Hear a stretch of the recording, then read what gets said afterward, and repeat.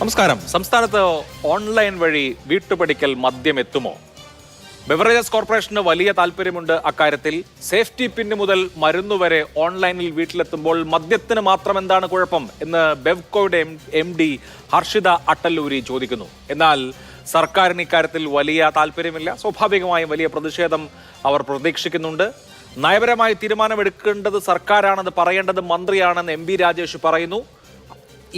ഇത് നിലവിൽ പ്രഖ്യാപിച്ച മദ്യനയത്തിന് അപ്പുറത്തുള്ള ഒരു തീരുമാനവും ഉണ്ടാകില്ല എന്ന് മന്ത്രി വ്യക്തമാക്കുന്നു. അങ്ങനെ ബെവ്കോയുടെ ആഗ്രഹം സർക്കാർ നടത്തിക്കൊടുക്കാൻ പോകുന്നില്ല എന്ന് ഇപ്പോഴെങ്കിലും, ഏറ്റവും കുറഞ്ഞത് ഈ സമയത്തെങ്കിലും വ്യക്തമാവുകയാണ്. തുടർന്ന് അങ്ങോട്ടുള്ള കാര്യം അറിയില്ല. എങ്ങനെ ഈ ഓൺലൈൻ മദ്യവ്യാപാരം സാധ്യമാകും? ഇന്നത്തെ ചർച്ചയിൽ ശ്രീ ജ്യോതികുമാർ ചാമക്കാല, കോൺഗ്രസ് ശ്രീ BN ഹസ്കർ, ഇടത് സഹയാത്രികർ എന്നിവരാണ് ആദ്യം. മറ്റുള്ളവർ പുറകെ ചേരും. ആദ്യം ശ്രീ ഹസ്കർ. ഇന്നിപ്പോൾ MB രാജേഷ് പറയുന്നത് സർക്കാർ പ്രവർത്തിക്കുന്നത് സർക്കാരിൻ്റെ നയത്തിനനുസരിച്ചാണ്. ആ സർക്കാരിൻ്റെ നയം പ്രഖ്യാപിക്കുന്നത് മന്ത്രിയായ ഞാനാണ്. മന്ത്രിസഭാ യോഗം അംഗീകരിച്ച LDF സർക്കാരിൻ്റെ നയം അനുസരിച്ച് ഓൺലൈൻ മദ്യവ്യാപാരമില്ല എന്നാണ്. ശരി, അങ്ങനെയാണെങ്കിൽ ഈ ബെവ്കോയുടെ MD പരസ്യമായി വന്ന എല്ലാ ചാനലുകളിലും ഓൺലൈൻ മദ്യവ്യാപാരത്തിൻ്റെ സാധ്യതകളെക്കുറിച്ച് വാചാലയാവുന്നത് എന്തിനാണ്?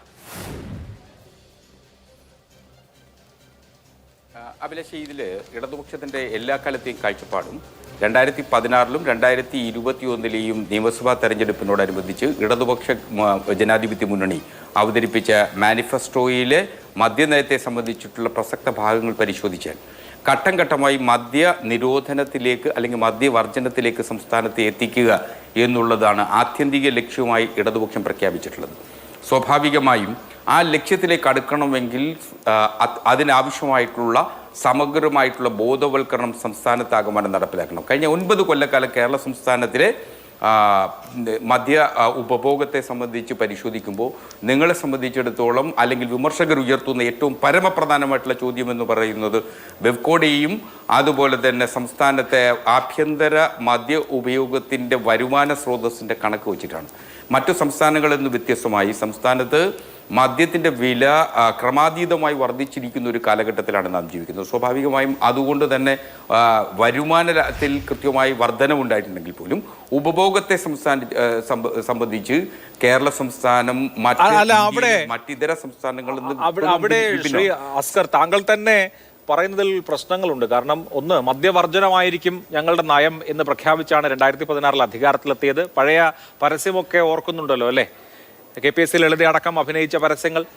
ഞങ്ങൾ തുറക്കുക, പൂട്ടിക്കിടക്കുന്ന സ്കൂളുകളായിരിക്കും, ബാറുകളല്ല എന്ന് പറഞ്ഞിട്ട് 2016 സംസ്ഥാനത്ത് എത്ര ബാറുണ്ടായിരുന്നു, ഇപ്പോൾ സംസ്ഥാനത്ത് എത്ര ബാറുണ്ട് എന്ന കണക്ക് മാത്രം എടുത്താൽ മതി. ബെവ്കോയുടെ ഔട്ട്ലെറ്റുകൾ അന്ന് എത്രയുണ്ടായിരുന്നു, ഇന്ന് എത്രയുണ്ടായിരുന്നു, നമുക്ക് കാര്യങ്ങൾ വളരെ വ്യക്തമാണ്. മദ്യത്തിന്റെ ലഭ്യത കുറയ്ക്കുമെന്ന് പറഞ്ഞിടത്ത് മദ്യത്തിന്റെ ലഭ്യത കൂടിയിട്ടുണ്ട്, വരുമാനവും കൂടിയിട്ടുണ്ട്.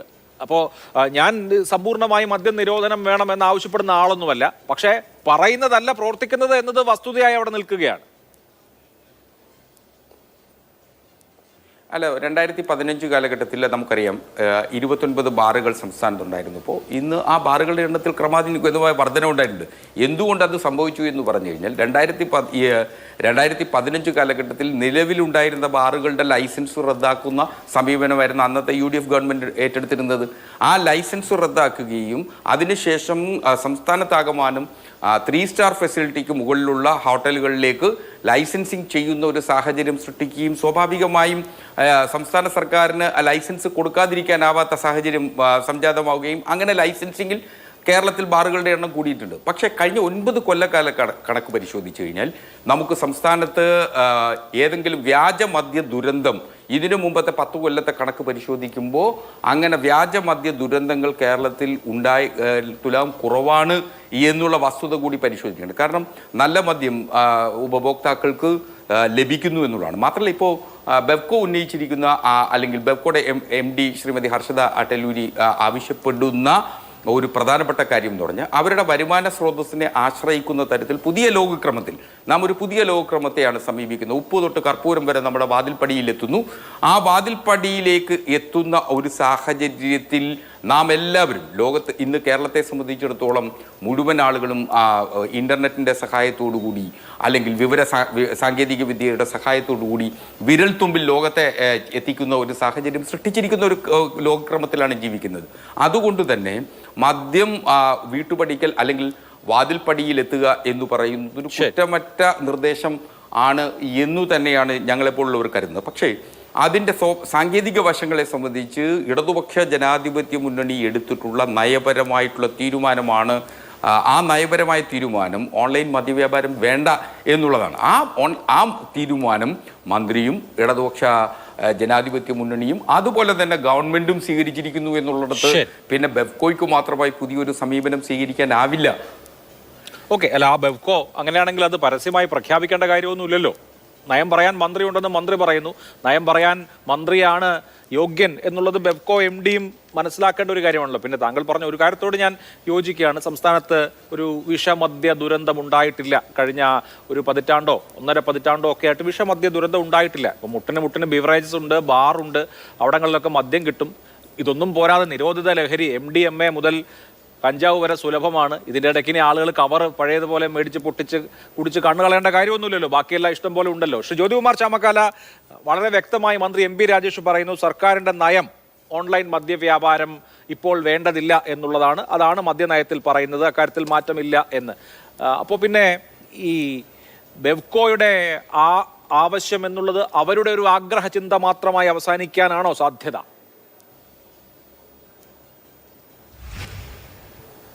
അഭിലാഷേ, മന്ത്രി ഇത് പറയുമ്പോഴും ബെവ്കോയുടെ MD ഈ പറയുന്നത് പോലെ സംസ്ഥാന കേഡറിലുള്ള ഒരു IPS ഉദ്യോഗസ്ഥ ഹർഷിത അട്ടല്ലൂരി എന്ന് പറയുന്നത് ഏത് സ്ഥാപനത്തിൻ്റെ അധ്യക്ഷയാണ്? കേരള സ്റ്റേറ്റ് ബ്യൂറേസ് കോർപ്പറേഷൻ്റെ MD ആയിട്ടിരിക്കുമ്പോൾ അവർ ഈ സർക്കാരിൻ്റെ ഭാഗമല്ലേ? അപ്പോൾ ഈ സർക്കാരിൻ്റെ ഭാഗമായിരിക്കുന്ന ഒരു ഉദ്യോഗസ്ഥ സർക്കാരിൻ്റെ നിയന്ത്രണത്തിലുള്ള ഒരു സ്ഥാപനത്തിൽ നിന്ന് ഇത്തരത്തിലൊരു പ്രപ്പോസൽ നൽകുമ്പോൾ എന്തുകൊണ്ടാണ് തുടക്കത്തിൽ തന്നെ അത് നിരുത്സാഹപ്പെടുത്താത്തത്? എന്തുകൊണ്ടാണ് കിട്ടിയപ്പോൾ തന്നെ അത് റിജക്റ്റ് ചെയ്ത് മടക്കി നൽകാത്തത്? എന്തുകൊണ്ടാണ് അത് ചവറ്റുകൊട്ടയിൽ കളയാത്തത്? ഇപ്പോൾ എന്താ ഹർഷിത അട്ടല്ലൂരി പറഞ്ഞുകൊണ്ടിരിക്കുന്നത്, ബ്യൂറേസ് കോർപ്പറേഷൻ്റെ MD പറഞ്ഞുകൊണ്ടിരിക്കുന്നത് 10 ദിവസത്തിനുള്ളിൽ ഞങ്ങൾ ആപ്ലിക്കേഷൻ ചാലുവാക്കും. അത് ഞങ്ങൾ എല്ലാ അർത്ഥത്തിലും ഇതുമായി മുന്നോട്ട് പോകാനുള്ള നടപടിക്രമങ്ങൾ 10 ദിവസം കൊണ്ട് പൂർത്തിയാക്കും എന്നവർ പരസ്യമായി പറഞ്ഞിരിക്കുന്നു. അങ്ങനെ ഒരു സർക്കാർ ഉദ്യോഗസ്ഥ, പ്രത്യേകിച്ച് സിവിൽ സർവീസ് ഉദ്യോഗസ്ഥ, IPS ഉദ്യോഗസ്ഥ, അവർക്കിങ്ങനെ പറയാൻ എങ്ങനെ ആർജവം ഉണ്ടായി? സർക്കാരിൻ്റെ ഇംഗിതത്തിന് വിധേയമായിട്ട് പ്രവർത്തിക്കേണ്ട ഒരു ഉദ്യോഗസ്ഥ അതിന് വിരുദ്ധമായി പ്രവർത്തിക്കുമെന്നോ അല്ലെങ്കിൽ അതിന് വിരുദ്ധമായി സംസാരിക്കുമെന്നോ താങ്കൾ കരുതുന്നുണ്ടോ? അപ്പോൾ ഇവിടെ ഇത്തരത്തിലുള്ള ഒളിച്ചുകളിയുടെ ആവശ്യമില്ല. സംസ്ഥാന സർക്കാരിനെ സംബന്ധിച്ചിപ്പോൾ നമ്മുടെ ഹസ്കർ ഏതായാലും CPMൻ്റെ പ്രതികൾ വരാത്തതുകൊണ്ടാണല്ലോ അതിൻ്റെ എന്താ പറയുന്നത് സഹയാത്രികൻ എന്ന നിലയിൽ അദ്ദേഹം വന്നിട്ടുള്ളത്. അദ്ദേഹം പറഞ്ഞ ചില വാചകങ്ങൾ താങ്കളുടെ തുടക്കത്തിൽ 2016 തെരഞ്ഞെടുപ്പ് സമയത്തുള്ള പ്രചാരണങ്ങൾ നമ്മൾ കണ്ടതാണ്. ഘട്ടം ഘട്ടമായി മദ്യവർജനമാണ് ഞങ്ങളുടെ ലക്ഷ്യം എന്ന് വളരെ കൃത്യമായി പറഞ്ഞിരുന്നു. അപ്പോൾ അദ്ദേഹം ഇപ്പോൾ പറഞ്ഞെന്താണ്, മദ്യദുരന്തം ഉണ്ടായിട്ടില്ല. താങ്കൾ അതിന് വിശദീകരണവും കൊടുത്തു. ഇവിടെ നമ്മുടെ മുമ്പിലുള്ള പ്രശ്നം ഇപ്പോൾ ഓൺലൈനായി ഇങ്ങനെ ഒരു സ്വിഗ്ഗിയിൽ നിന്ന് ഒരു പ്രപ്പോസൽ ലഭിച്ചത് കൊണ്ട് ആ പ്രപ്പോസൽ വർക്കൗട്ട് ചെയ്ത് സർക്കാരിന് സമർപ്പിച്ചതല്ലോ. വളരെ കൃത്യമായി പറയുന്നുണ്ടല്ലോ. ഹർഷിത അട്ടല്ലൂരി പറയുന്നു, ഇത്തരത്തിൽ ഓൺലൈനായി മദ്യവ്യാപാരം നടത്തിയാൽ സംസ്ഥാന സർക്കാരിന് ഏറ്റവും ചുരുങ്ങിയത് 500 കോടി രൂപയുടെ അധിക വരുമാനം ഉണ്ടാകും എന്ന് പറയുന്നു. അപ്പോൾ ഇവിടെ സർക്കാരിനെ സംബന്ധിച്ച് സാമ്പത്തിക ലാഭമാണ് താല്പര്യം. സ്വാഭാവികമായിട്ട് ആ സർക്കാരിൻ്റെ കീഴിലുള്ളൊരു പ്രസ്ഥാനം എന്ന നിലയിൽ ആ പ്രസ്ഥാനത്തിനെ സംബന്ധിച്ച് പരമാവധി മദ്യം വിൽക്കുക എന്നുള്ളത് തന്നെയാണ് അവരുടെ ലക്ഷ്യം. പക്ഷേ അത് നിരുത്സാഹപ്പെടുത്തേണ്ട ഉത്തരവാദിത്വം സംസ്ഥാന സർക്കാരിനുണ്ട്. തുടക്കത്തിൽ തന്നെ ഇതിനെതിരെ നിൽക്കാൻ സംസ്ഥാനത്തെ മന്ത്രി തയ്യാറാകുന്നില്ല. അദ്ദേഹം ഞാനാണ് മദ്യനയം പ്രഖ്യാപിക്കേണ്ടത്, സർക്കാരാണ് അല്ലെങ്കിൽ ക്യാബിനറ്റാണെന്നൊക്കെ പറയുന്നതിനപ്പുറത്തേക്ക് ഇങ്ങനെ ഒരു പ്രപ്പോസൽ ബിവറേജ് കോർപ്പറേഷൻ തന്നത് ഞങ്ങൾ നിരാകരിക്കുന്നു എന്ന് പറയാനുള്ള ആർജവും മന്ത്രിക്ക് ഇതുവരെ ഉണ്ടായിട്ടുണ്ടോ? ഇല്ല. അപ്പോൾ അതിനപ്പുറത്തേക്ക് ഇപ്പോൾ എന്താ പ്രശ്നം? ഇപ്പോൾ നമ്മുടെ സംസ്ഥാനത്ത് ഈ പറഞ്ഞതുപോലെ UDFൻ്റെ കാലത്തുണ്ടായിരുന്ന ബാറുകളുടെ എണ്ണവും അതുപോലെ തന്നെ ബിവറേജിൻ്റെ എണ്ണവും സിവിൽ സപ്ലൈസ് കോർപ്പറേഷൻ്റെ എണ്ണവും ഒക്കെ നമുക്കറിയാം. അത് എങ്ങനെ എത്തിപ്പെട്ടതിനെ സംബന്ധിച്ച് നിങ്ങൾക്ക് അഭിപ്രായ വ്യത്യാസം ഉണ്ടായിരിക്കാം. പക്ഷേ എങ്കിൽ പോലും ഞങ്ങൾ ഓരോ വർഷം കൂടുന്തോറും 10% ഈ ചില്ലറ വിൽപ്പന കേന്ദ്രങ്ങൾ അടച്ചുപൂട്ടുമെന്നും അതിലൂടെ പതിയെ മദ്യനിരോധനത്തിലേക്ക് എത്തിപ്പെടുമെന്നും പറഞ്ഞപ്പോൾ ഞങ്ങളുടെ നയം അതല്ല, ഞങ്ങളുടെ നയം മദ്യനിരോധനമല്ല മദ്യവർജനമാണ് എന്ന് പറഞ്ഞ് മുന്നോട്ട് പോകുമ്പോൾ ഇത്തരത്തിൽ ഓൺലൈനായി വീട്ടിലേക്ക് എത്തിച്ചാൽ, അടുക്കളയിലേക്ക് എത്തിച്ചാൽ എന്താ അവസ്ഥ? ഇപ്പോൾ വളരെ കൃത്യമായ കാര്യങ്ങൾ സംസ്ഥാനത്ത് നമുക്കറിയാം. ബംഗാളിലും അതുപോലെ ഒഡീഷയിലും മാത്രമാണ് ഇത്രയും ഓൺലൈനായി മദ്യം ലഭിക്കുന്നത്. ഇവിടെ ഈ സംസ്ഥാനത്ത് ഇപ്പോൾ ഓൺലൈനായി മദ്യവും ടച്ചിങ്സും ഒരേ കമ്പനി തന്നെ, ഒരേ വ്യക്തി തന്നെ വീട്ടിലെത്തിച്ചു കൊടുക്കുന്ന സാഹചര്യത്തിലേക്ക് ഈ സാധനം എത്തുകയാണ്. സ്വിഗ്ഗി ആയാലും സൊമാറ്റോ ആയാലും ആര് ടെൻഡറിൽ പങ്കെടുത്തെത്തിയാലും അവന് സ്വാഭാവികമായും ഇത് രണ്ടും ഒന്നിച്ച് വീട്ടിലെത്തിക്കാൻ കഴിയും. പിന്നീട് മദ്യവർജനത്തിലേക്ക് നീങ്ങുമോ, മദ്യ ഉപഭോഗം കൂടുമോ? മദ്യ ഉപഭോഗം കൂടുമെന്ന കാര്യത്തിൽ ഒരു തർക്കവും വേണ്ട. കാരണം MD തന്നെ പറഞ്ഞിരിക്കുന്നു 500 കോടി രൂപയുടെ അധിക വരുമാനം ഉണ്ടാകുന്ന ഏറ്റവും ചുരുങ്ങിയത്. അപ്പോൾ മദ്യവർജനമല്ല, മദ്യത്തിന് ലഭ്യത കൂട്ടുക എന്നുള്ളതാണ് അവരുടെ ലക്ഷ്യം. ഇതിനപ്പുറത്തേക്ക് അദ്ദേഹം പറഞ്ഞെന്താണ്, ഇവിടെ വ്യാജ മദ്യ ദുരന്തം ഉണ്ടായിട്ടില്ല. ഇനി താങ്കൾ സൂചിപ്പിച്ചതുപോലെ ഇനി എന്തിനാണ് വ്യാജ മദ്യ ദുരന്തം? ഇവിടെ നിരോധിതമായിട്ടുള്ള ലഹരി ഉൽപ്പന്നങ്ങൾ നമ്മുടെ പൊതുസമൂഹത്തിൽ ലഭ്യമാണ്. അത് രാസലഹരി ഉൾപ്പെടെ ലഭ്യമാണ്. ഇവിടെ ചെറുപ്പക്കാർ നടത്തിക്കൊണ്ടിരിക്കുന്ന അക്രമ സംഭവങ്ങൾ, ഈ രാസലഹരിക്കൊക്കെ അടിമയായി നടത്തിക്കൊണ്ടിരിക്കുന്ന അക്രമ സംഭവങ്ങളെക്കുറിച്ച് നമുക്ക് നല്ല ബോധ്യമുണ്ട്. മലപ്പുറത്ത് ഒരു ചെറുപ്പക്കാരൻ സ്വന്തം അമ്മയെ വെട്ടിക്കൊന്നതിന് ശേഷം പൊതുസമൂഹത്തോട് പറഞ്ഞതെന്താണ്, എനിക്ക് ജന്മം നൽകിയതിനുള്ള ശിക്ഷയാണ് ഞാൻ എൻ്റെ അമ്മയ്ക്ക് നൽകിയതെന്ന്. അങ്ങനെ പറയാൻ ആർജവമുള്ള ചെറുപ്പക്കാരെ സൃഷ്ടിക്കുന്നതാണോ നമ്മുടെ മദ്യനയം? അല്ലെങ്കിൽ ഇത്തരത്തിൽ നമ്മുടെ എക്സൈസ് നയം? അതിനപ്പുറത്തേക്ക് നമ്മൾ പലരും കണ്ടു, പല സഹോദരിമാരും നമ്മുടെ മുമ്പിലൊക്കെ പറയുന്നത് നമ്മൾ കേട്ടതാണ്. സന്ധ്യ കഴിഞ്ഞ് രാസലഹരി ഉപയോഗിച്ചതിന് ശേഷം അല്ലെങ്കിൽ ലഹരി ഉപയോഗിച്ചതിന് ശേഷം വീട്ടിൽ വന്ന് കയറിയാൽ എനിക്ക് എൻ്റെ മകന് കതവ് തുറന്നുറക്കാൻ ഭയമാണെന്നും, എനിക്ക് അവന് ഭക്ഷണം വിളമ്പി കൊടുക്കാൻ ഭയമാണെന്നും, അവൻ പിന്നീട് എന്നെ അമ്മയായിട്ടല്ല കാണുന്നതെന്നും ഒക്കെ നമ്മുടെ കേരളത്തിലെ സഹോദരിമാരും പരസ്യമായി പറയേണ്ട സാഹചര്യത്തിലേക്ക് എത്തി നിൽക്കുകയാണ് നമ്മുടെ പൊതുസമൂഹം. ആ സ്ഥലത്താണ് ഇപ്പോൾ വീട്ടിലേക്ക് തന്നെ ഇതങ്ങ് എത്തിച്ചു കൊടുക്കുന്നത്. അപ്പോൾ അങ്ങനെ മദ്യം സുലഭമാക്കുന്നതിനെ സംബന്ധിച്ച് സർക്കാരിൻ്റെ പോളിസി ഇതാണോ? സർക്കാരിൻ്റെ പോളിസിയിൽ തുടക്കം മുതൽ അവർ പ്രഖ്യാപിച്ചിട്ടുള്ള പോളിസിയിൽ നിന്ന് മാറ്റമുണ്ടായിട്ടുണ്ടെന്ന് ഞാൻ പ്രത്യേകമായി സൂചിപ്പിക്കേണ്ടതില്ല. ഇവിടെ ഇതുമായി ബന്ധപ്പെട്ടെടുത്തുള്ള കേസുകളെ സംബന്ധിച്ച്, ഈ സംസ്ഥാനത്ത് പുതുതായി ആരംഭിച്ച ബാറുകളെ സംബന്ധിച്ച്, ബിയർ വൈൻ പാർലറുകളെ സംബന്ധിച്ച്, അതിനപ്പുറത്തേക്ക് ബിവറേജ് ഔട്ട്ലെറ്റുകളെ സംബന്ധിച്ച്, കൺസ്യൂമർ ഫെഡിൻ്റെ ഔട്ട്ലെറ്റുകളെ സംബന്ധിച്ച്, ഏറ്റവും അവസാനം ഇപ്പോൾ ഈ സംസ്ഥാനത്ത് എടുത്തിരിക്കുന്ന കേസുകളെ സംബന്ധിച്ചുൾപ്പെടെ നമ്മൾ കണക്കുകൾ പരിശോധിച്ചാൽ ഈ സംസ്ഥാനത്ത് ഇതുമൂലം അക്രമവാസനകൾ കൂടുന്നുണ്ട് എന്ന് കൂടി നമുക്ക് ബോധ്യപ്പെടും. അപ്പോൾ ഈ സംസ്ഥാനത്ത് അരാജകത്വം വർദ്ധിപ്പിക്കാൻ വേണ്ടി വീടുകളിലേക്ക് തന്നെ അഭിലാഷം ആലോചിച്ച് നോക്കൂ. പലരും ക്യൂവിൽ പോയി ഞാൻ പറഞ്ഞ് അവസാനിപ്പിച്ചോട്ടെ. ക്യൂവിൽ പോയി നിൽക്കേണ്ടതിൻ്റെ ബുദ്ധിമുട്ട് പ്രമാണിച്ചാണ് പലരും ഇത്തരത്തിലുള്ള പ്രീമിയം ഔട്ട്ലെറ്റുകളിലേക്കും സെൽഫ് സർവീസ് ഔട്ട്ലെറ്റുകളിലേക്കും ഒക്കെ കടന്നു പോകുന്നത്. അപ്പോൾ അവിടെ പണമുള്ളവർക്കേ പോകാൻ കഴിയൂ. സ്വാഭാവികമായും ബാക്കിയുള്ളവർ ക്യൂവിൽ നിൽക്കേണ്ടി വരുന്നു. അപ്പോൾ ക്യൂവിൽ നിൽക്കുന്നതിലുള്ള ജാളിത അല്ലെങ്കിൽ മറ്റാരെങ്കിലും അറിയുമെന്നുള്ള ബുദ്ധിമുട്ട് ഒക്കെ കാരണം മൂലം പലരും മദ്യത്തെ ഉപയോഗിക്കാതാവുന്നുണ്ട്. ഇപ്പോൾ അവർക്ക് കൂടി ഒളിച്ചും പാത്തും വീട്ടിലെ അടുക്കളയിലേക്ക് എത്തിച്ചു കൊടുക്കുന്ന രീതിയിലേക്ക് സംസ്ഥാന സർക്കാർ മാറുമ്പോൾ സർക്കാരിൻ്റെ പ്രയോറിറ്റി മുൻഗണന മാറുന്നു. മദ്യവർജനമല്ല, മദ്യം ഒഴുക്കാൻ തന്നെയാണ് സർക്കാരിൻ്റെ തീരുമാനമെന്ന് തെളിയിക്കുന്നതാണ് ഇപ്പോൾ ഇത്തരത്തിൽ ബിവറേജിന്റെ ഭാഗത്തു നിന്നുണ്ടായിട്ടുള്ള നടപടിക്രമങ്ങൾ എന്ന് നമുക്ക് ബോധ്യപ്പെടുത്തുന്നു. ശരി, അതാണ് അവിടെ ചൂണ്ടിക്കാണിക്കാൻ കഴിയുന്ന കാര്യം. ശ്രീ ഫിലിപ്പോസ് പടിക്കൽ, ഇപ്പോൾ ഓൺലൈനായിട്ട് മദ്യം കൊടുത്താൽ എന്താണ് കുഴപ്പം? മറ്റെല്ലാ സംഗതികളും ഓൺലൈനായി വാങ്ങാൻ പറ്റുന്നുണ്ടല്ലോ എന്ന് ബെവ്കോ MD ചോദിക്കുന്നു. ഓൺലൈനായി മദ്യം ലഭ്യമാക്കാൻ തുടങ്ങിയാൽ മദ്യത്തിൻ്റെ ഉപഭോഗം ഇതിനേക്കാൾ ഒരുപാട് വർദ്ധിക്കുമെന്നുള്ള കാര്യം യാതൊരു തർക്കവുമില്ലാത്ത കാര്യമാണ്. കാരണം ബിവറേജസ് കോർപ്പറേഷൻ്റെ ഔട്ട്ലെറ്റുകളിൽ മെനക്കെട്ട് പോവണ്ട. ഒരു നഗരത്തിൽ 4-5 അല്ലെങ്കിൽ 3-4 ഔട്ട്ലെറ്റുകളാവും ഉണ്ടാവുക. അവിടേക്ക് വണ്ടി പിടിച്ചു പോയി ഇത് വാങ്ങിക്കൊണ്ട് വരേണ്ട ബുദ്ധിമുട്ടില്ല. ഒരു രാത്രിയിൽ തോന്നുകയാണ്, അല്ലെങ്കിൽ രാവിലെ നേരം വെളുത്ത് എഴുന്നേൽക്കുമ്പോൾ തോന്നുകയാണ് 2 അടിച്ചേക്കാം, അപ്പോൾ തന്നെ ആപ്ലിക്കേഷൻ എടുത്ത് ഓർഡർ ചെയ്യാം, 15 മിനിറ്റിനുള്ളിൽ മദ്യം വരും. അങ്ങനെയാണെങ്കിൽ ഇപ്പോൾ ഉപയോഗിക്കുന്ന ആളുകൾ തന്നെ ഉപയോഗിക്കുന്ന അളവ് വളരെ കൂടുതലാവും. ആരോഗ്യകരമായ നിലയിൽ മദ്യം ഉപയോഗിക്കുക എന്നുള്ളതിൽ നിന്ന്, മദ്യത്തിന് ആരോഗ്യകരമായ ഒരു നിലയില്ല കേട്ടോ, എന്നാൽ പോലും സാമാന്യം മെച്ചപ്പെട്ട നിലയിൽ നിന്നാണ് ഞാൻ ഉദ്ദേശിച്ചത്. അങ്ങേയറ്റം എന്താ പറയുക, നമ്മൾ ആൽക്കഹോളിസം എന്ന രോഗാവസ്ഥയിലേക്ക് നീങ്ങുന്ന വിധത്തിലുള്ള വലിയ ഉപഭോഗത്തിലേക്ക് കാര്യങ്ങൾ പോകും. അതൊരു സമൂഹത്തിന്റെ തന്നെ ആരോഗ്യത്തെ ബാധിക്കുന്ന അവസ്ഥയെത്തും. അതുകൊണ്ട് ഫോറം ഫോർ ബെറ്റർ സ്പിരിറ്റ് പോലെയുള്ള സംഘടനകൾ ഇങ്ങനെ ക്രമാതീതമായി മദ്യം ഒഴുക്കുന്നതിനെ എതിർക്കുകയല്ലേ വേണ്ടത്? അല്ല, ഞാൻ ഇതിനെ സ്വാഗതം ചെയ്യുകയാണ് ചെയ്യുന്നത്. കാരണം ഈ ഇപ്പോഴത്തെ സ്ഥിതി, ഒന്നാമത്തെ കാര്യം ഈ ഓൺലൈൻ ഈ കച്ചവടം കേരളത്തിൽ വരുമോ എന്നുള്ളത് സംശയമാണ്. അത് നടപ്പിലായാൽ ഏറ്റവും നല്ലൊരു സംഭവമാണ്. നമുക്കിപ്പം ഈ പലരും പറയുന്ന പോലെ അല്ല, കേരളത്തിൽ ഇപ്പോൾ എല്ലാ സാധനവും ഡിജിറ്റലൈസ്ഡ് ചെയ്ത് വന്നിരിക്കുന്നതുകൊണ്ട് നമുക്ക് ഈ ഓൺലൈനിൽ കിട്ടുന്നുണ്ട്. ഉപ്പ് തൊട്ട് കർപ്പൂരം വരെ വാങ്ങാൻ പറ്റുന്നുണ്ട്. ഇവിടെ ഫിഷ്, മീറ്റ്, ചിക്കൻ ഇതെല്ലാം ഓൺലൈനിൽ വരുന്നില്ലേ? അത് വാങ്ങുന്നില്ലേ, നമ്മൾ ഉപയോഗിക്കുന്നില്ലേ? പക്ഷേ അതുകൊണ്ട് വെജിറ്റേറിയൻ അത് വാങ്ങിച്ച് കഴിക്കുന്നുണ്ടോ? ഇല്ല. ഓൺലൈനിൽ കിട്ടുമെന്ന് വിചാരിച്ചിട്ട് ഒരു വെജിറ്റേറിയൻ ചിക്കനോ ഫിഷോ വാങ്ങിച്ച് കഴിക്കുന്നുണ്ടോ? ഇല്ല. അതുപോലെ തന്നെയാണ് മദ്യം എന്ന് പറയുന്ന സാധനം ആവശ്യമുള്ളവർ വാങ്ങിച്ച് കഴിക്കും. അത് ഇപ്പോഴും കഴിക്കുന്നുണ്ട്. അല്ലാതെ ക്യൂ നിൽക്കാൻ മടിച്ചിട്ടൊന്നും ആരും കഴിക്കാതിരിക്കുന്നില്ല. ക്യൂ നിൽക്കാൻ മടിയുള്ളവർ ബാറിൽ പോകും. ബാറിൽ പോകുമ്പോൾ ക്യൂ നിന്നും ബിവറേജസിൽ നിന്നോ അല്ലെങ്കിൽ ഈ മാർക്കറ്റ് ഫെഡിൽ നിന്നോ വാങ്ങുന്നതിൻ്റെ 3 ഇരട്ടി കൊടുക്കണം.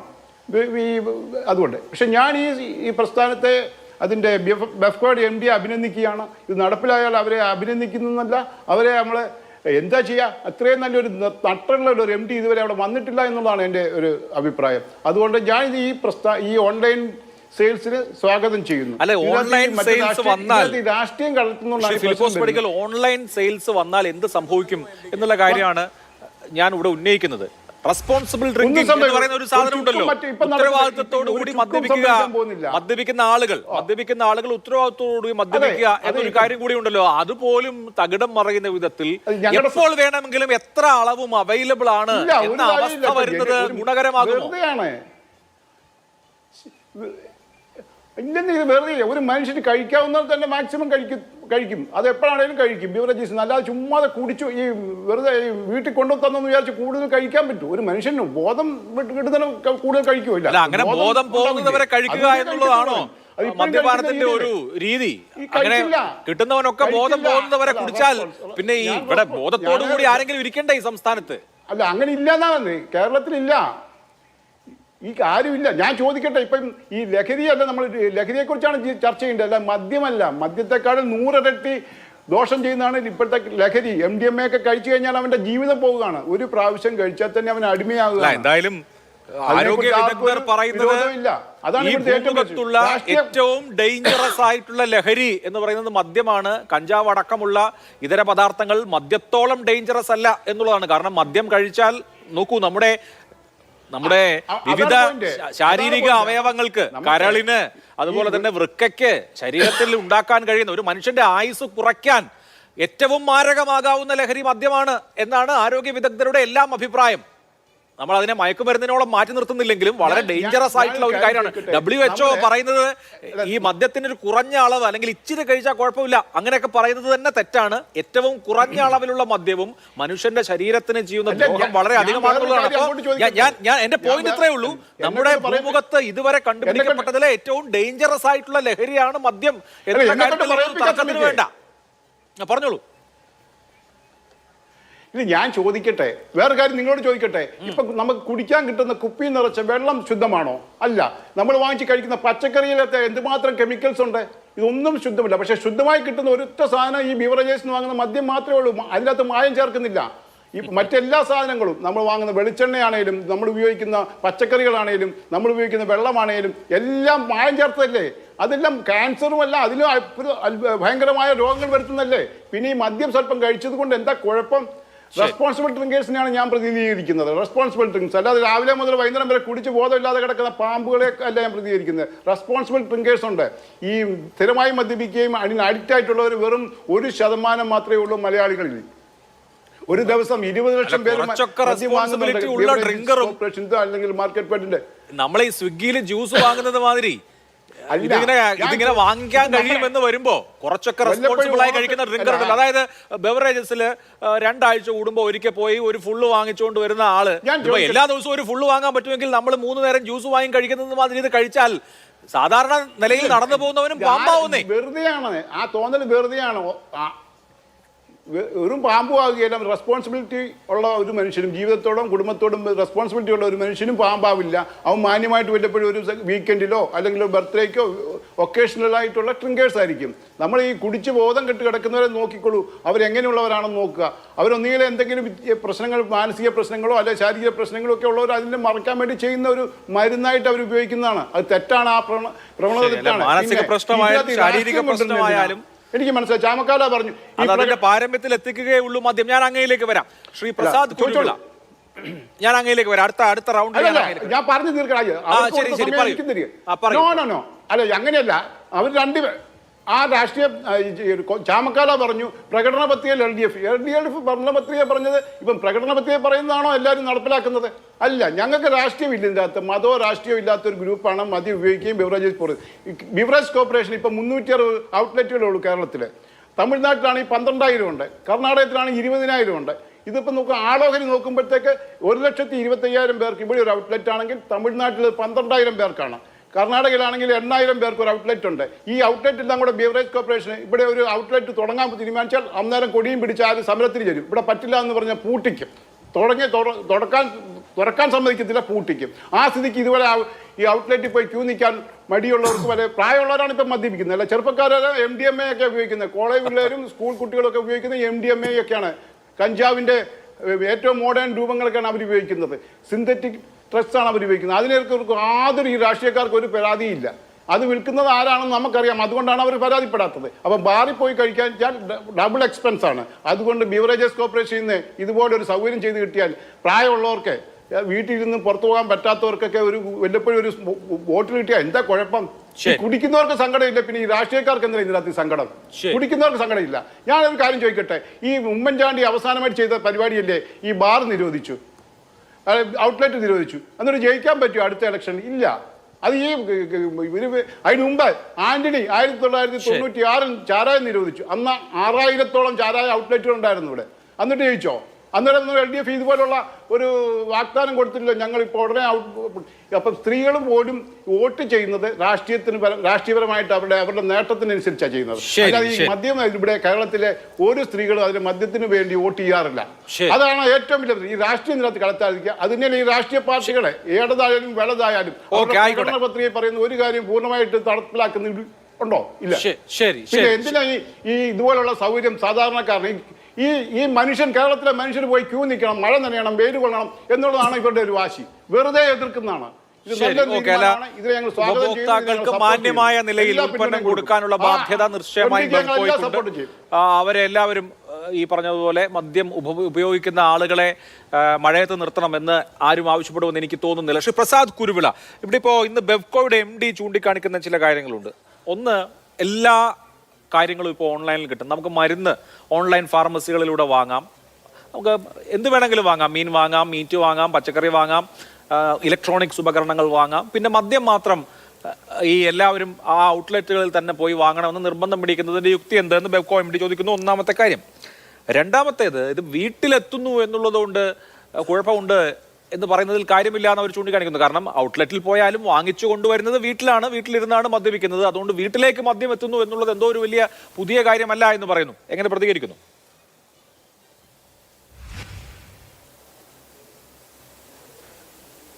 അഭിലാഷെ, ലോകാരോഗ്യ സംഘടന 1956 പ്രഖ്യാപിച്ചു ലഹരിയാസക്തി അല്ലെങ്കിൽ മദ്യാസക്തി എന്ന് പറയുന്നത് ഒരു രോഗമാണ് എന്ന്. മറ്റേതൊരു രോഗം പോലെയും പരിഗണിക്കേണ്ടതും ചികിത്സ ആവശ്യമായതുമായ രോഗാവസ്ഥയാണ് ലഹരിയാസക്തി എന്ന് ലോകാരോഗ്യ സംഘടന 1956 പ്രഖ്യാപിച്ചു. നമ്മുടെ ഇന്നത്തെ ചർച്ചാ വിഷയം എന്താ?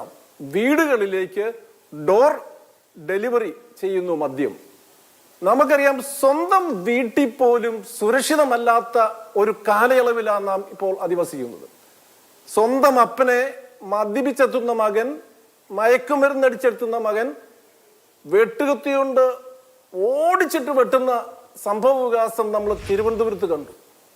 ഇവിടെ നമ്മുടെ കോട്ടയം ജില്ലയിലെ പള്ളിക്കത്തോട്ട് നൊന്തു പ്രസവിച്ച അമ്മേനെ വിറക് വെട്ടുന്ന കത്തി ഉപയോഗിച്ച് മാരകമായി വെട്ടി മുറിവേൽപ്പിച്ച് കൊലപ്പെടുത്തിയ സംഭവമുണ്ട്. നമ്മുടെ റോഡുകളിൽ നോക്കിയാൽ നമ്മുടെ കേരള സംസ്ഥാനത്തിന്റെ ചരിത്രത്തിൽ ആദ്യമായി ഇത്രയധികം വാഹനങ്ങൾ അപകടങ്ങൾ ഉണ്ടാക്കിയ കാലഘട്ടം. വണ്ടി ഓടിച്ചു പോയാൽ പല ആളുകളും ചൂണ്ടിക്കാണിക്കുന്നത്, ഇപ്പോ ഒരാള് മദ്യപിക്കണമെന്ന് തോന്നുമ്പോ ബാറിൽ പോയി ഇരുന്ന് മദ്യപിച്ച് സംസ്ഥാനത്ത് നടക്കുമ്പോ ഒരു 4 പെഗ് അടിച്ച് പിന്നെ വണ്ടി ഓടിച്ച് തിരിച്ചു വരുമ്പോ അപകടം ഉണ്ടായേക്കാം. ഇതിപ്പോ വീട്ടിൽ തന്നെ ഇരുന്ന് മദ്യപിക്കുകയാണെങ്കിൽ കാർ എടുത്ത് പുറത്തു പോകണ്ട, പുറത്തു പോയിട്ട് തിരിച്ചും വരണ്ട. അപ്പോ ഇതുപോലെയുള്ള കാര്യങ്ങൾ കുറയ്ക്കാൻ ഉപകരിക്കുമെന്ന് വിചാരിക്കുന്നവരുണ്ട്. പക്ഷേ ഈ മദ്യം വീട്ടിലെത്തുമ്പോ വീട്ടിലാണ് ദുരന്തങ്ങൾ ഉണ്ടാവുന്നത്. ആർക്കെങ്കിലും പറയാൻ സാധിക്കുമോ വീട്ടിലിരിക്കുന്ന സ്ത്രീകള് സ്വീകരിക്കുമെന്ന് പറയാൻ? കാരണം കേരളത്തിലെ ഏറ്റവും മദ്യപന്റെ ഭാര്യയാണ്, മദ്യപന്റെ അമ്മയാണ്, മദ്യപന്റെ സഹോദരിയാണ് ഈ സഹനത്തിന്റെ ഏറ്റവും വലിയ പ്രതീകങ്ങൾ പറയുന്നത്. അവരൊരു കാരണവശാലും ഈ ഒരു സമീപനത്തോട് യോജിക്കുമെന്ന് എനിക്ക് തോന്നുന്നില്ല. ഞാൻ ഇവിടെ പറയുന്നത്, നിങ്ങൾ ഈ ഡിബേറ്റ് ഒക്കെ നടത്തുമ്പോൾ, നമ്മുടെ ചാനലിൽ ഡിബേറ്റ് നടത്തുമ്പോൾ മദ്യത്തിന്റെ ദുരന്തവും അനുഭവിക്കുന്ന അവരുടെ ഭാര്യമാരെ, അവരുടെ സഹോദരങ്ങളെയൊക്കെ എങ്കിലും കൊണ്ടുവന്ന് അവർ പ്രതിനിധിയായിട്ട് ഇവിടെ കൊണ്ടുവന്ന് സംസാരിപ്പിച്ചാൽ ഒരൊറ്റ അക്ഷരം മദ്യത്തിന് അനുകൂലമായി ആരും സംസാരിക്കില്ല. അത്രയേറെ പീഡനങ്ങൾ, അത്രയേറെ ദുരിതങ്ങൾ അനുഭവിക്കുന്ന ആളുകളാണ് മദ്യപന്റെ കുടുംബത്തില്. ഞാനൊരു കാര്യം ചോദിക്കട്ടെ, ഈ പീലിപ്പോസ് പഠിക്കലിനോടൊക്കെ എനിക്ക് ചോദിക്കാനുള്ളത്, മദ്യം കഴിച്ചാലുള്ള ഒരു ഗുണം പറ. മനുഷ്യ ശരീരത്തിന് കിട്ടുന്ന ഒരു ഗുണം പ്രഖ്യാപിക്കുക മദ്യം കഴിച്ചാൽ. ആടി ഏറ് കിട്ടിയ പട്ടിയെപ്പോലെ നടക്കാം, അല്ല ലക്ക് കിട്ടിയ വർത്താനം പറയാം, പുഷ്പവിഭാഗത്തിൽ പോകുന്നുള്ളൊരു തോന്നലുണ്ടാകാം എന്നുള്ളതല്ല. ശരീരത്തിന് ലഭിക്കുന്ന ഒരു ഗുണം പറഞ്ഞാൽ. ഹലോ, താങ്കൾ ഒരിക്കലെങ്കിലും മദ്യപിച്ചിട്ടുണ്ടോ സുഹൃത്തെ? നിങ്ങൾ ഒരിക്കലെങ്കിലും മദ്യപിച്ചിട്ടുണ്ടോ? ഞാൻ മദ്യപിച്ചിട്ടില്ല. അപ്പൊ പിന്നെ നിങ്ങളോട് ഗുണം ചോദിക്കുന്ന ചോദ്യം ഇതായിരിക്കും. അല്ലല്ല, നിങ്ങൾ മദ്യപിക്കാതെയാണോ ഇതിന്റെ കാര്യങ്ങളെ കുറിച്ച് റിലാക്സേഷൻ. ഈ മദ്യത്തിന് ഞാൻ ചോദിക്കട്ടെ, ലോകാരോഗ്യ സംഘടനകളൊക്കെ പറയാൻ വർഷങ്ങളായില്ലേ ഏതെങ്കിലും രാജ്യത്ത് മദ്യവർജനം അല്ലെങ്കിൽ മദ്യനിരോധനം നടപ്പിലാക്കിയിട്ട് വിജയിച്ചിട്ടുണ്ടോ? അല്ല, ഞാൻ ചോദിക്കട്ടെ നിങ്ങളെ, എന്റെ പൊന്നു ചേട്ടാ, പ്രധാനപ്പെട്ട കാരണം സർക്കാർ ഉണ്ടെങ്കിൽ, സർക്കാരിന്റെ സംവിധാനങ്ങൾക്ക് നട്ടലുണ്ടെങ്കിൽ നടപ്പാക്കാൻ പറ്റും. ഞാൻ ചോദിക്കട്ടെ, കോവിഡ് മഹാമാരിയുടെ കാലത്ത് ഈ രാജ്യത്തും നമ്മുടെ സംസ്ഥാനത്ത് ഒറ്റ മദ്യശാലകൾ തുറന്നു പ്രവർത്തിച്ചിട്ടില്ല. ഒരു മനുഷ്യനും ആസക്തി കൂടുതലായി കാണിച്ചില്ല. ഒരു മനുഷ്യനും അപകടത്തിൽപ്പെട്ട്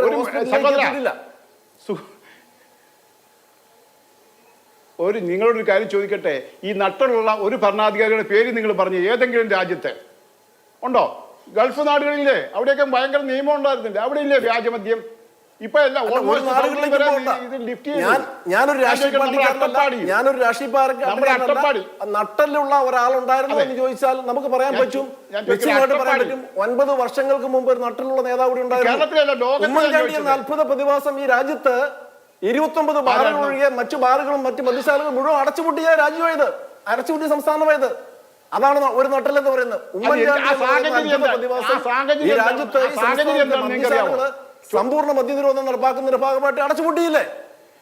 ഞാൻ ചോദിക്കുന്ന ഒരു കാര്യമുള്ളൂ, ഇടതുപക്ഷ ജനാധിപത്യ മുന്നണി 9.5 വർഷം ഇവിടെ എല്ലാവരും സംസാരിച്ചു, അവര് പ്രകടന പത്രിക ഇറക്കി പറഞ്ഞല്ലോ, നിലവിലുള്ള മദ്യത്തിൽ നിന്ന് ഒരു തുള്ളി മദ്യം കൂടുതൽ. ഇപ്പൊ ഘടകവിരുദ്ധമായ സമീപനം സ്വീകരിക്കുക. അപ്പൊ തെരഞ്ഞെടുപ്പ് പ്രകടന പത്രിക എന്ന് പറഞ്ഞാൽ തെരഞ്ഞെടുപ്പിനെ മാത്രം ലക്ഷ്യം വെച്ചുകൊണ്ട് മാത്രമാണ്, തെരഞ്ഞെടുപ്പിന് വേണ്ടി മാത്രമുള്ള പത്രികയാണ് തെരഞ്ഞെടുപ്പ് പ്രകടന പത്രിക. അതിനെ ഒരു അഭിനയ പത്രിക ഇവിടെ ഹർഷിത അട്ടല്ലൂരിയും നമ്മുടെ ബെഫ്കോയുടെ MD ഹർഷിത അട്ടല്ലൂരിയും മന്ത്രി MP രാജേഷും തമ്മിൽ ഒരു വാണിയനും വാണിത്തി കളിക്കുന്നത് യാതൊരു സംശയവുമില്ല. ഇന്നലെ മന്ത്രി പറഞ്ഞതല്ലേ അതിലേക്ക് വലിയ ആലോചനയൊന്നുമില്ല എന്ന്. പക്ഷെ ഇന്നും ഹർഷിത അട്ടല്ലൂര് പറയുകയാണ്, നട്ടലോടെ പറയുകയാണ്, ഞങ്ങൾ എല്ലാ അപേക്ഷയും കൊടുത്തിട്ടുണ്ട്, മന്ത്രിസഭ സർക്കാർ അനുവദിച്ചാൽ ഉടനെ ഞങ്ങൾ തുടങ്ങും, അതിനുള്ള ആപ്പുകൾ ശരിയാക്കി വെച്ചിരിക്കുക, ജനത്തിന്റെ ആപ്പ് വെച്ചിരിക്കുക. ശരി, അതുകൊണ്ട് ഇതൊരു വ്യാമോഹം മാത്രമാണ്.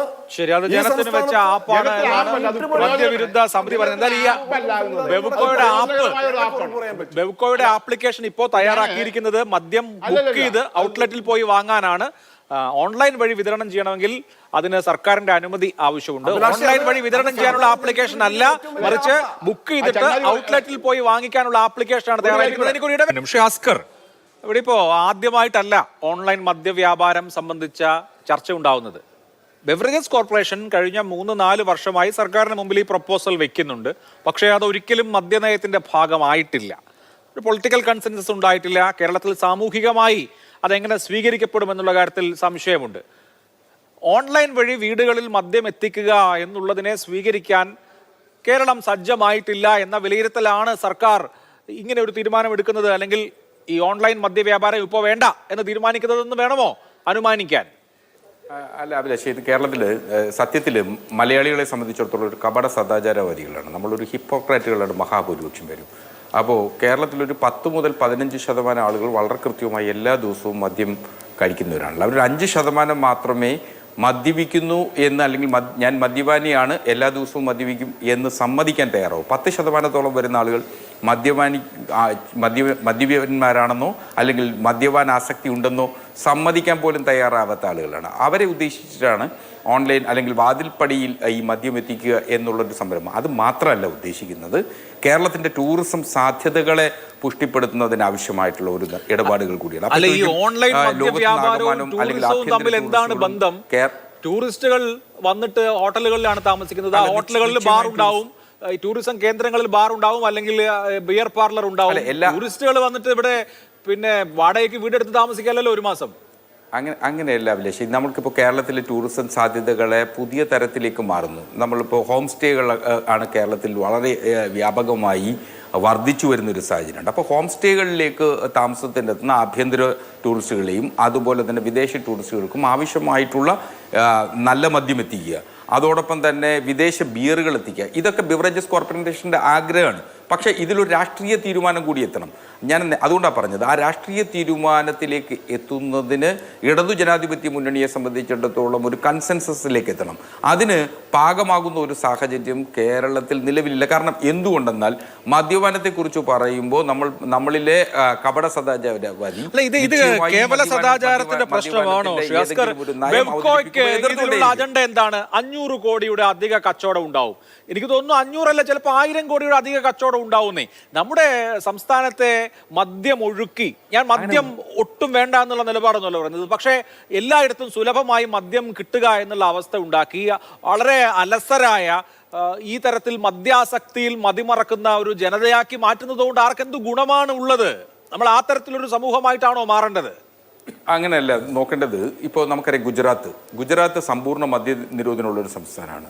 ആ സമ്പൂർണ്ണ മദ്യ നിരോധനം ഉണ്ടായിരുന്ന സംസ്ഥാനത്ത് കൃത്യമായി മദ്യം ലഭിക്കുന്നുള്ള സാഹചര്യമുണ്ട്. പശ്ചിമ ബംഗാളിലും ഒഡീഷയിലും ഇപ്പോൾ ഓൺലൈനായി മദ്യം ലഭിക്കുന്നു എന്നതുകൊണ്ട് അവരാകമാനം അലസരായി പോയി എന്നൊരു തീരുമാനത്തിലേക്ക് നമുക്ക് എത്താൻ കഴിയില്ല. മാത്രമല്ല, ഇപ്പോൾ കത്തോലിക്ക സഭ അല്ലെങ്കിൽ KCBC ഒക്കെയാണ് ഇപ്പോൾ ഇക്കാര്യത്തിൽ ആദ്യമായി ഇത്തരമൊരു മദ്യനയത്തെ സംബന്ധിച്ച് ചർച്ച വരുമ്പോൾ തന്നെ എതിർപ്പുമായി രംഗത്ത് വരുന്നത്. അവരെ സംബന്ധിച്ചിടത്തോളം വത്തിക്കാൻ ലോക ക്രിസ്ത്യാനികളുടെ തലസ്ഥാനം എന്നറിയപ്പെടുന്ന വത്തിക്കാനിൽ സുലഭമായി മദ്യം ലഭിക്കും. അവിടുത്തെ ടൂറിസ്റ്റുകൾക്ക് മദ്യം ലഭിക്കുന്നുള്ള സാഹചര്യമുണ്ട്. മദ്യം നിരോധിത രാജ്യമൊന്നുമല്ല. ലോകത്താകമാനമുള്ള രാജ്യങ്ങളിൽ ഇപ്പോൾ മദ്യം ആരോഗ്യത്തിന് ഹാനികരമാണെന്നുള്ളതിൽ ഒരു സംശയമില്ല. പക്ഷെ നമുക്ക് കേരളത്തിൽ മദ്യത്തെക്കാളെതിരെ ഏറ്റവും കൂടുതൽ യുദ്ധം ചെയ്യേണ്ടത് ഇപ്പോൾ ലഭിക്കുന്ന രാസലഹരിയാണ്. ഇപ്പം രാസലഹരി സുലഭമായി ആവശ്യക്കാരിലേക്ക് എത്തുന്നു എന്നുള്ള വസ്തുത നമുക്ക് എല്ലാവർക്കും അറിയാം. അത് എന്തുകൊണ്ട് എത്തുന്നു എന്നുള്ളത് ഇപ്പോൾ മദ്യം സംസ്ഥാനത്ത് സമ്പൂർണ്ണമായി നിരോധിച്ചു എന്നിരിക്കട്ടെ, അങ്ങനെ ഇരുന്നാൽ കേരളത്തിൽ മദ്യലഭ്യത ഇല്ലാതാകും. അപ്പോൾ നമുക്കറിയാം, കോവിഡ് കാലഘട്ടത്തിൽ കണക്കുകൾ പരിശോധിച്ചാൽ മാത്രമേ കോവിഡ് കാലത്ത് വീടുകളിൽ പോലും മദ്യം ഉൽപ്പാദിപ്പിക്കുന്നതിനാവശ്യമായിട്ടുള്ള നടപടികൾ വന്നതിൻ്റെ പേരിൽ എത്ര കേസുകളാണ് സംസ്ഥാനത്ത് പോലീസും എക്സൈസും എടുത്തിട്ടുള്ളത് നമുക്ക് കണക്കുകൾ പരിശോധിച്ചാൽ 2018, 19, 20 എക്സൈസിന്റെയും പോലീസിന്റെയും അബ്കാരി നിയമപ്രകാരം വയലേഷൻസിന്റെ കണക്കുകൾ പരിശോധിച്ചാൽ നമ്മുടെ മുന്നിലുണ്ട്. അപ്പോൾ അത് നമ്മുടെ മുന്നിൽ കണക്കുകളുണ്ട്.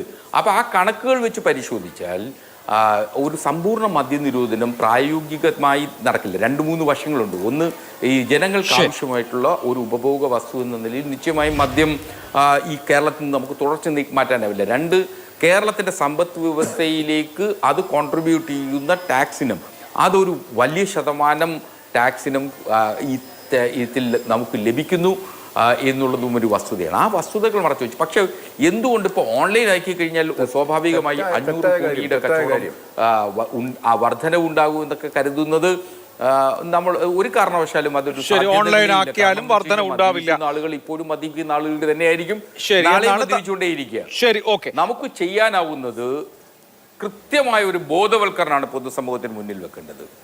ആവശ്യക്കാരൻ ആവശ്യത്തിനനുസരിച്ച് മദ്യപിക്കുകയും വേണ്ട എന്ന് തീരുമാനിക്കുന്നവൻ വേണ്ട എന്ന് തീരുമാനിക്കുന്നതിനുള്ള ആർജവും ഉണ്ടാവുന്നതിനനുസരിച്ചുള്ള അതൊക്കെ നമുക്ക് ആഗ്രഹിക്കാമെന്നേ ഉള്ളൂ. ബോധവൽക്കരണം കൊണ്ട് ബോധം വെച്ച ആരെങ്കിലും നമുക്ക് സമൂഹത്തിൽ കാണാൻ കഴിയുമോ എന്നുള്ളൊരു ചോദ്യമുണ്ട്. അതേപോലെ തന്നെ വേറൊരു ചോദ്യമുള്ളത് ശ്രീ ജ്യോതികുമാർ ചമ്മക്കല, പ്രൊഹിബിഷൻ എവിടെയെങ്കിലും വിജയിച്ചിട്ടുണ്ടോ എന്നുള്ളതാണ്. ഇപ്പോൾ കേരളത്തിന്റെ തന്നെ ഉദാഹരണമുണ്ട്. ചാരായ നിരോധനം AK ആന്റണി നടപ്പാക്കി 3ാമത്തെ കൊല്ലമാണ് വലിയ കല്ലുവാതുക്കൽ മദ്യ ദുരന്തം ഉണ്ടാവുന്നത്. 97-98 കാലത്ത് 1998.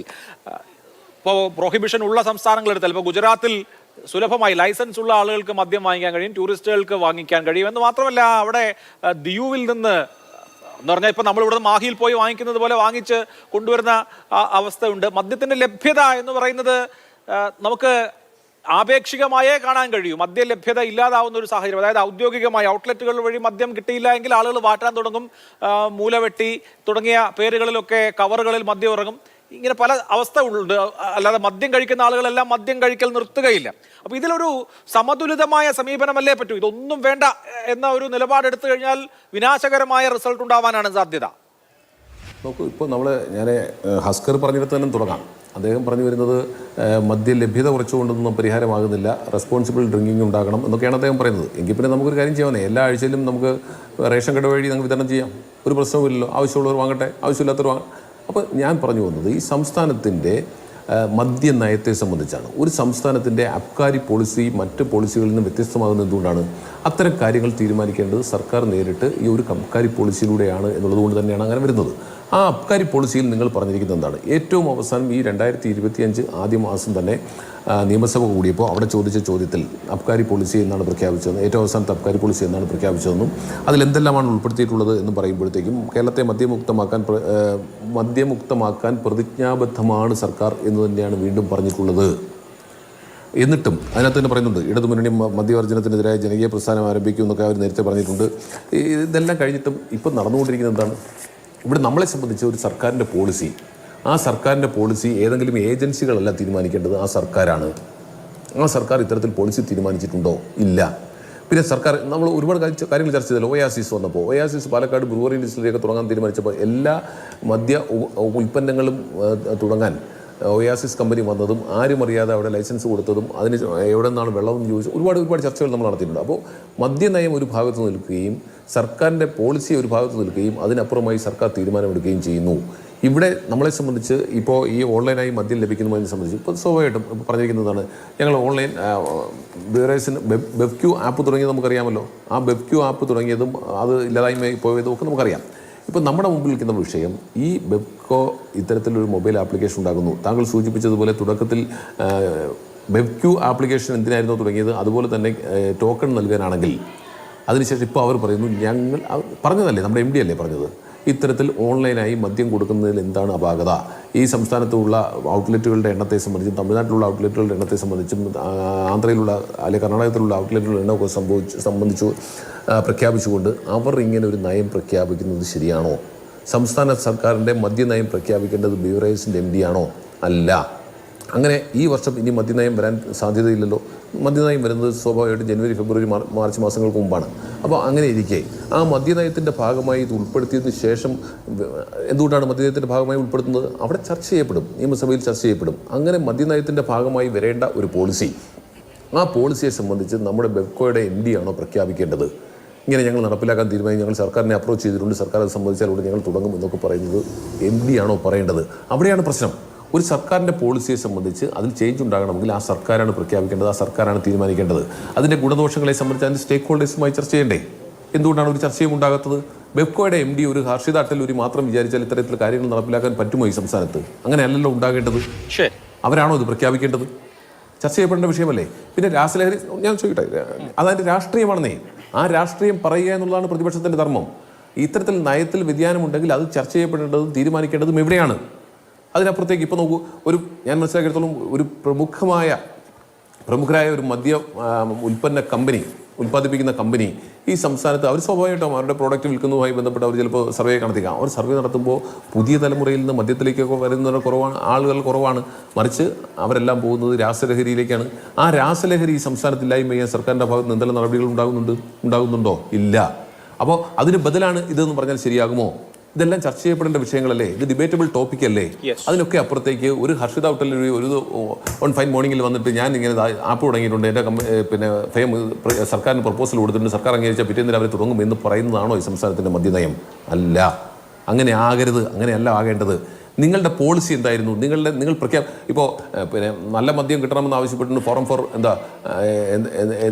ഫോർ ബെറ്റർ സ്പിരിറ്റ് അതിൻ്റെ പ്രതിനിധി പറയുന്നു. പോളിസി അല്ലെങ്കിൽ ബെറ്റർ സ്പിരിറ്റ് അദ്ദേഹം പറയുന്നു ഇവിടെ പ്രകടന പത്രിക അവിടെ കിടക്കും, തീരുമാനം വേറെ വരുമെന്ന്. അതൊക്കെ അദ്ദേഹത്തിന് ആ സ്പിരിറ്റിനുള്ള താല്പര്യം കൊണ്ട് തോന്നാവും. ഞാൻ അതിലേക്കൊന്നും കടന്നു പോകുന്നില്ല. അദ്ദേഹത്തിന് അതിന് സ്വാതന്ത്ര്യവുമുണ്ട്, അദ്ദേഹത്തിൻ്റെ സംഘടനയ്ക്ക് അതിനുള്ള സ്വാതന്ത്ര്യമുണ്ട്, അതുപോലെ തന്നെ മദ്യവർജനത്തിന് പ്രവർത്തിക്കാനുള്ള അവർക്ക് അവകാശമുണ്ട്. പക്ഷേ നമ്മുടെ മുമ്പിലുള്ള പ്രശ്നം എന്താണ്? ഇത്തരം കാര്യങ്ങളെ സംബന്ധിച്ച് ചർച്ച ചെയ്യപ്പെടേണ്ട രീതിയിൽ ചർച്ച ചെയ്യപ്പെടണം. നിങ്ങൾ പ്രഖ്യാപിച്ചിട്ടുള്ളത്, നിങ്ങളുടെ പ്രകടന പത്രികയിൽ പറഞ്ഞിട്ടുള്ളതാണ് നിങ്ങൾ നടപ്പിലാക്കുന്നത് അല്ല. അവിടെയാണ് പ്രശ്നമെന്നേ. അങ്ങനെ ഇത്തരത്തിലൊരു സാഹചര്യം ഉണ്ടായിട്ടുണ്ടെങ്കിൽ അത് കേരളത്തിലെ ജനങ്ങളെ ബോധ്യപ്പെടുത്തേണ്ടതില്ലേ? അങ്ങനെ ഒരു സാഹചര്യം ഉണ്ടായിട്ടുണ്ട്. എന്താണ് ഇപ്പോൾ ഒരു പിന്നെ കലണ്ടർ, ആ കലണ്ടർ ഇയറിൻ്റെ മിഡിലിൽ വെച്ച്, ഒരു ഫിനാൻഷ്യൽ ഇയറിൻ്റെ മിഡിലിൽ വെച്ച് ഇത്തരത്തിൽ അബ്കാരി പോളിസിയിൽ ചേഞ്ച് വരുത്തേണ്ട സാഹചര്യം എങ്ങനെ ഉണ്ടായി? നിങ്ങൾ അബ്കാരി പോളിസിയിൽ എന്തൊക്കെയാണെന്ന് നിയമസഭയിൽ ഉൾപ്പെടെ പറഞ്ഞിട്ടുള്ളതല്ലേ? അപ്പോൾ നിയമസഭയെ ബൈപ്പാസ് ചെയ്തുകൊണ്ട് ഇങ്ങനെ ഒരു ബെവറേജസ് കോർപ്പറേഷൻ മുന്നോട്ട് പോകാൻ കഴിയുമോ? ഒരിക്കലുമില്ല. അങ്ങനെയല്ല ഉണ്ടാകേണ്ടത്. ഇത് ഒരിക്കലും അംഗീകരിക്കാൻ പറ്റുന്ന വിഷയവുമല്ല. ശരി, ശ്രീ ഫിലിപ്പോസ് പടിക്കൽ, ഒന്ന് മദ്യനയം യാതൊരു കാരണവശാലും മാറ്റില്ല എന്ന് മന്ത്രി പറഞ്ഞിട്ടുണ്ട്. മന്ത്രി പറയുന്നതാണ് സർക്കാരിന്റെ നയം, അല്ലാതെ ബെവറേജസ് കോർപ്പറേഷന്റെ MD പറയുന്നതല്ല എന്നും പറയുന്നുണ്ട്. ബെവറേജസ് കോർപ്പറേഷന്റെ MD ഒരു ഉദ്യോഗസ്ഥ മാത്രമാണ്, അവർ പറയുന്നതല്ല. ജനങ്ങൾ തിരഞ്ഞെടുത്ത സർക്കാരാണ് ആ കാര്യം തീരുമാനിക്കുക. കേരളത്തിൽ ഈ പറയുന്ന ഡോർ ഡെലിവറി നടപ്പാവുമെന്ന് താങ്കൾ വിശ്വസിക്കുന്നുണ്ടോ, വിചാരിക്കുന്നുണ്ടോ? അത് നടപ്പിലാക്കണം എന്നുള്ളതാണ് എൻ്റെ ആഗ്രഹം. അത് സക്സസ് ആകണം എന്നുള്ളതാണ് എൻ്റെ വിശ്വാസവും, ആകുമെന്നുള്ളതാണ് എൻ്റെ വിശ്വാസം. നടപ്പിലാക്കുക, നട്ടലുള്ള നല്ല ചുണയുള്ള നട്ടലുള്ള നല്ല നട്ടലുള്ള ഒരു MD ആണ് ഇപ്പം നമ്മുടെ ബെഫ്കോയിൽ വന്നിരിക്കുന്നത്. MD വിചാരിച്ചാൽ കേരളത്തിലെ മദ്യനയം തീരുമാനിക്കാൻ പറ്റില്ലല്ലോ.